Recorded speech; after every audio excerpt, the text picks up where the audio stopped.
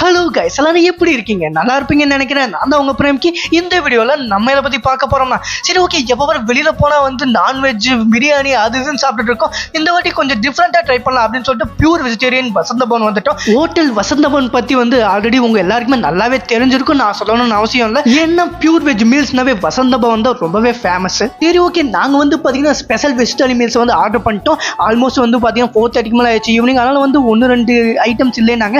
சரி இருக்கிறதா கொண்டு வாங்க அப்படின்னு சொல்லிட்டு நானும் வெயிட் பண்ணிட்டு இருந்தேன். சரியான பசி. கடைசியில் பார்த்தீங்கன்னா கொண்டு வந்து வச்சுட்டாங்க.